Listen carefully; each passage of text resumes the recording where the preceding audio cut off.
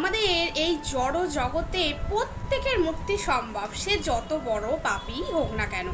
ধরেন কোনো পতিতাও যদি হরিনাম ভজন করেন এবং তার জীবনটাকে শুধরে নিতে চান, সে পতিতারও কিন্তু মুক্তি সম্ভব। আবার কোনো মদ মাতাল যদি হরিনামের দ্বারা নিজের জীবনটাকে শুধরে নিতে চায়, তারও মুক্তি সম্ভব। তারই একটি কাহিনী আছে আমাদের এই নদীয়ার নবদ্বীপের কাহিনী, মোটামুটি প্রত্যেকেরই জানা, তবু আমার মুখে জেনে নেন সেই জগাই মাদায়ের কাহিনী।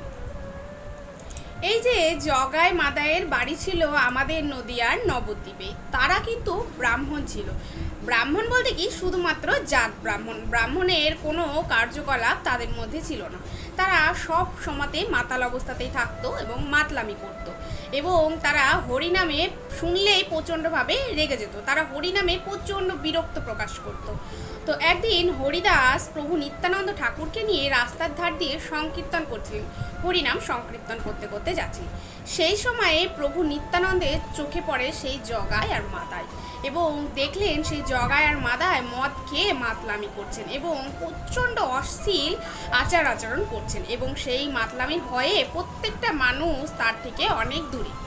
এবং প্রভু নিত্যানন্দ প্রচণ্ড করুণাময় ছিলেন।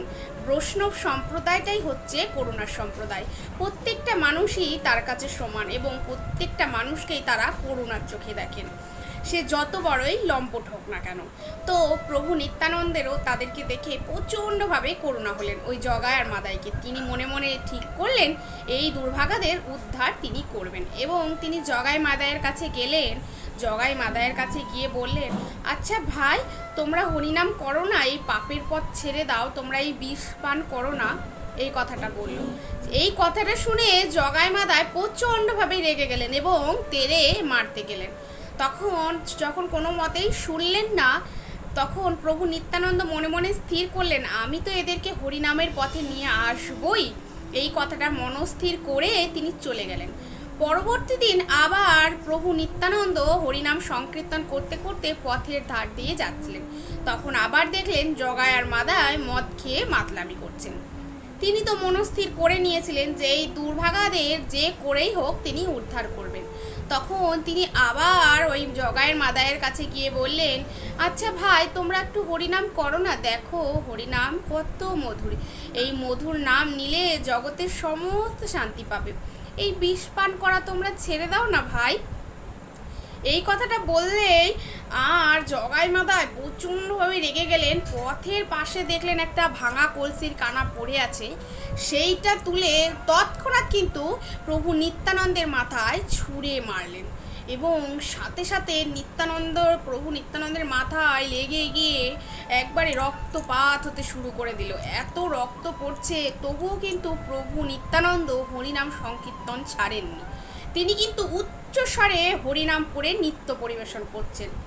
তৎক্ষণাৎ এই সমস্ত খবর কিন্তু মহাপ্রভুর কানে পৌঁছে গেলেন, এবং মহাপ্রভু প্রচণ্ড ক্রুদ্ধ হয়ে ছুটে এলেন। ছুটে এসে তৎক্ষণাৎ জগাই আর মাদাইকে বললেন, ওরে কুলাঙ্গার ব্রাহ্মণ, আর কত পাপ করবি তোরা, তোদের তো পাপের শেষ না, এবার তোদের শাস্তি নিশ্চিত, তোরা জানিস তোরা কি করেছিস।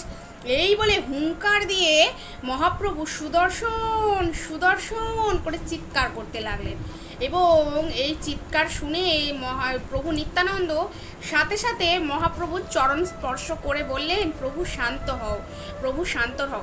তৎক্ষণাৎ আগ্নেয়গিরির মতো সুদর্শন চক্র কিন্তু দৃশ্যমান হয়ে গেলেন। আর সেই সমস্ত ঘটনা দেখে জগাই আর মাদাই প্রচণ্ডভাবে অবাক হয়ে গেলেন। তাদের নেশা তো ছুটে গেলেন, আর তারা ভয় পেয়ে প্রচণ্ড শিশুর মতো ছোট্ট হয়ে গেলেন, ভয়ে কুঁকড়ে গেলেন। এই দেখে প্রভু নিত্যানন্দ মহাপ্রভুকে বললেন, প্রভু তুমি শান্ত হও, শান্ত হও, তুমি বলেছিলে এই কলিযুগে চক্র ধারণ করবে না, তুমি কথা ভঙ্গ করবে তো না, তোমার তো কথা ভঙ্গ করার কথা না।